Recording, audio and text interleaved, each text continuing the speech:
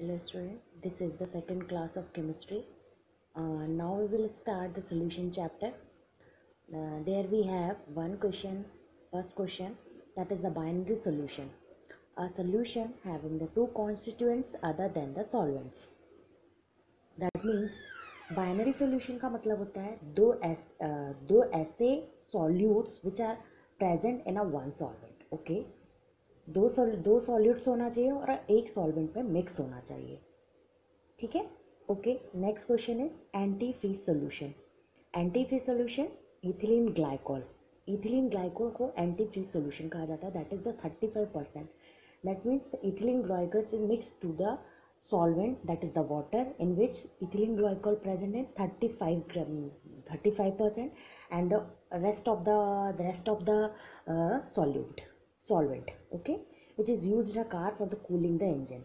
Car में use किया जा रहा है ताकि इंजन ज़्यादा गर्म ना पाए. मान लो कहीं लॉन्ग ड्राइव पे जा रहे हो तो कार के इंजन जल्दी गर्म हो जाते हैं. उससे बचने के लिए अपन पेट्रोल में इथिलीन ग्लाइकोल को मिक्स किया जाता है ताकि इंजन क्या रहे, कूल रहे. Next question is solubility. Solubility, I think all the students are known about what is the solubility. Solubility means the maximum amount of the substance that can be dissolved in a given volume of solvent. ठीक है. एक ऐसा solution होता है जिसमें क्या होता है, आप maximum amount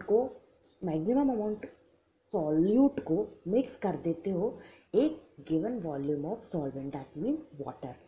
ठीक है. ज़्यादा से ज़्यादा सॉल्यूट को आप एक निश्चित आयतन वाले सॉल्वेंट में जो कि वाटर होता है उसमें मिक्स करते हो तो वो उसकी क्या होती है, सॉल्युबिलिटी होती है. Next question is fourth, super saturated solution. Super saturated means a solution that have the dissolve solute beyond the normal saturation point. Super saturated solution का मतलब होता है कि एक ऐसा सोल्यूशन जिसमें आपने सॉल्यूट को मिक्स किया है सॉल्वेंट में, पर वो एक पर्टिकुलर टेम्परेचर पे उसकी ज़्यादा से ज़्यादा मात्रा को आपने सॉल्वेंट में डिज़ोल्व किया है. ठीक है. जैसे सोडियम एसीटेट होता है, वो 270 केल्विन पे ज़्यादा से ज़्यादा क्या होता है, सॉल्वेंट में डिज़ोल्व होता है. दैट मीन्स कि वो जो सोल्यूशन बनेगा that is a super saturated solution. एक पर्टिकुलर टेम्परेचर तक किसी भी सॉल्यूट को आप सॉल्वेंट में डिजॉल्व करते हैं. The solute particle dissolve in a solvent at a particular temperature. Okay, एक पर्टिकुलर टेम्परेचर से ज़्यादा अमाउंट को आप सॉल्यूट को आप सॉल्वेंट में डिजॉल्व करते हो. This point is known as super saturation और super solution is super saturated solution. Okay. Next question is hygroscopic or a drying agent. Answer is some anhydrous compounds are hydrated so easily that they will pull water out of the atmosphere and become hydrated. That means ऐसे particles होते हैं या ऐसे agent होते हैं वो क्या करते हैं, एनहाइड्रस कंडीशन में होते हैं पर एटमॉस्फेरिक वाटर को एब्जॉर्ब कर सकते हैं और उस एब्जॉर्प्शन के कारण वाटर से ज़्यादा वाटर मॉलिक्यूल्स क्या होते हैं उसके सराउंडिंग में अटैच्ड हो जाते हैं. तो this agent is known as drying agent और a hygroscopic nature of that agent. Okay. जैसे copper sulphate that is a CuSO4 और ब्लू मिट्रियोल जो होता है वो कैसा होता है, CuSO4.5H2 means the 5 water molecule को क्या किया है, पुल किया है बाय द एटमॉस्फेयर. ठीक है. तो वो क्या होगा, एक ड्राइंग एजेंट होगा. Okay. Next is coarse solution. When the size of the constituent particles relatively bigger. अगर constituent particle that means solute particle जो है उनका साइज क्या हो, सॉल्वेंट पार्टिकल से ज़्यादा हो, तो that solution is known as course solution.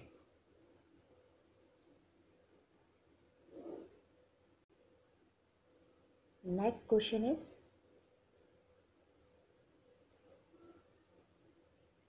helium. Helium is the less soluble in blood. That means hence it is used as a diluent for O2 in the modern driving apparatus. This is a very important thing, driving apparatus. Okay, helium एक ऐसी gas है जो क्या किया जाता है, O2 के साथ मिक्स करके दिया जाता है इन द ऑक्सीजन सिलेंडर। जो गोताखोर पानी में जाते हैं उनमें जो ऑक्सीजन सिलेंडर होती है उसमें ऑक्सीजन के साथ हीलियम मिक्स की जाती है। हीलियम इसलिए मिक्स की जाती है क्योंकि वो क्या होती है, ब्लड में लेस सॉल्युबल होगी। जितनी कम ब्लड में लेस सॉल्युबल होगी उतनी ही कम वो क्या होगी, ब्लड में मिक्स होकर पूरी बॉडी तक क्या होगी, बॉडी तक पहुंचेगी। ठीक है, इसलिए हीलियम का ज़्यादा ही। अगर दूसरी गैस को अपन बॉडी में इनटेक करवाते हैं तो क्या होगी, वो ऑक्सीजन के साथ अटैच्ड होकर क्या होगी, ब्लड के साथ बॉन्ड फॉर्म कर लेगी और बॉडी को हार्म करेगी। ज़्यादा से ज़्यादा ब्लड में डिजॉल्व होगी तो ज़्यादा से ज़्यादा बॉडी के ऑर्गन्स में एंटर करेगी और बॉडी को हार्म पहुंचाएगी। इसलिए कोई अनदर गैस के अलावा अपन कौन सी गैस यूज़ किया जाता है, ऑक्सीजन के साथ हीलियम गैस को यूज़ किया जाता है जो ब्लड में क्या होती है, लेस सॉल्युबल होती है। Okay student, I think you should you all the students learn these important things. Next we are going to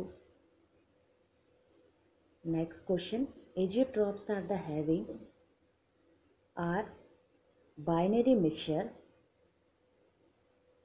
Azeotropes are binary mixture having some composition in liquid and the vapor phase at the constant temperature. Azeotropes एक ऐसे solutions होते हैं या binary solution होते हैं या binary mixture होते हैं, that means two solutes are present in the one solvent.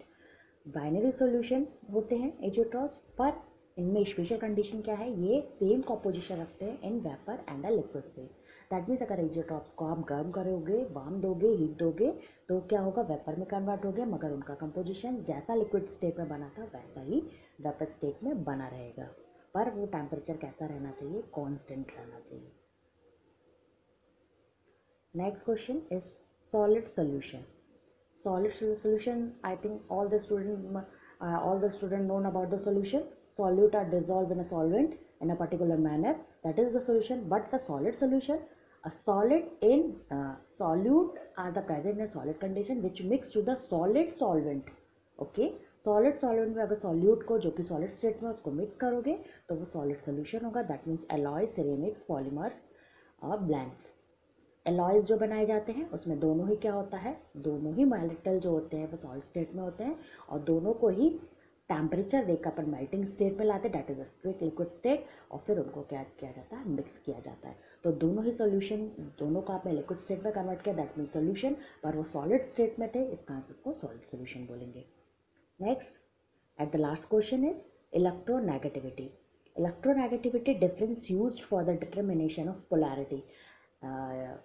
I think every student you know about the electronegativity. What is the electronegativity? Electronegativity are the phenomena in which the positive or the negative ion generate in the one molecule and they attract to each other and they form a ionic compounds. Okay, positive अगर negative ion क्या होता है, अगर present होते हैं तो उसमें negative ion positive ion को इंटरैक्ट करता है, पॉजिटिव आयन नेगेटिव आयन को इंटरैक्ट करता है, तो नेगेटिव आयन की जो इंटरैक्शन की कैपेसिटी है that is called the electronegativity. Negativity मतलब नेगेटिव इलेक्ट्रॉन या नेगेटिव आयंस जो करते हैं वो negative ion they pull the positive ion और अ पॉजिटिव इलेक्ट्रॉन और वो पॉजिटिव आयन.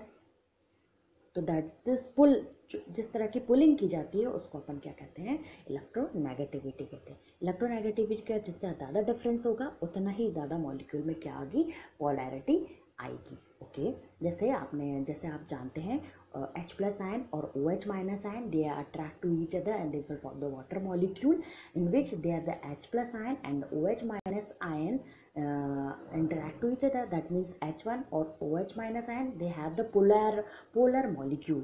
ठीक है, polar molecule means negative ion attract the positive ion by the electronegativity. तो जितनी ज़्यादा इलेक्ट्रोनेगेटिविटी होगी उतनी ही ज़्यादा मॉलिक्यूल कैसा होगा, पोलर होगा. और you all know about the student, the negative ions are present in a p block elements, that is the p block element which having the less number of electron होंगे तो वो positive ion को क्या करेंगे, बहुत speedly से अपनी तरफ इंटरैक्ट करेंगे. इस कारण से p ब्लॉक के एलिमेंट की इलेक्ट्रोनेगेटिविटी ज़्यादा होती है. think all the questions are completed, and I hope these questions are helpful for your future exam. So student, I have done. तो नेक्स्ट वीडियो के साथ अगली क्लास में मिलेंगे. Thank you. Thank you student. I hope you like this video. So do like, share and comment and subscribe my channel. Thank you.